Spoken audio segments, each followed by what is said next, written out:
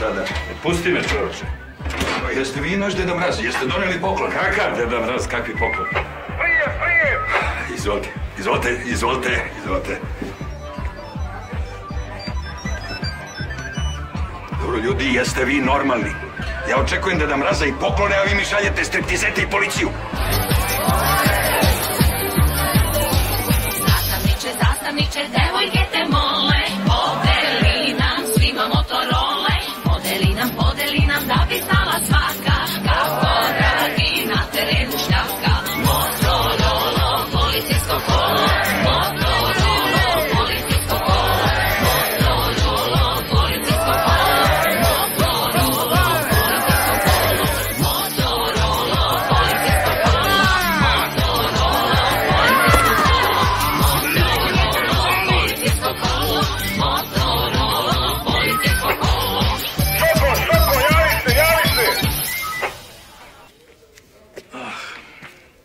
Doktor mi je rekao da bi bilo dobro da se odmah penzionišeš. A znam, meni je rekao. Kaže sledeći infarkt ne bi preživeo. Velika šteta. Šta to pričaš, tata? Znaš ti vrlo dobro što ja pričam. Nemoj da me nerviraš. Nemoj da umrem sad ovdje pred tobom. Ja ću tog čoveka...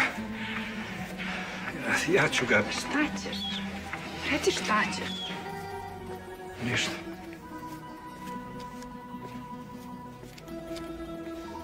Šta je bilo s vizom? Si dobila vizu za Kanadu? Otko ti znaš da sam ja tražila vizu? Znam, moj posao je da sve znam. Kad putuješ? Ne znam. Obećaj mi nešto. Šta? Znaš ti šta?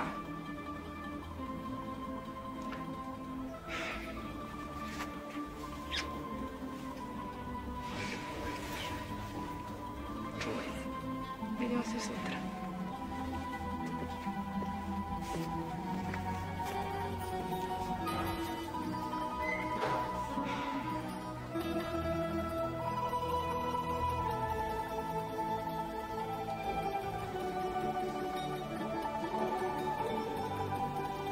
Šta sam ja mogu sgrešiti?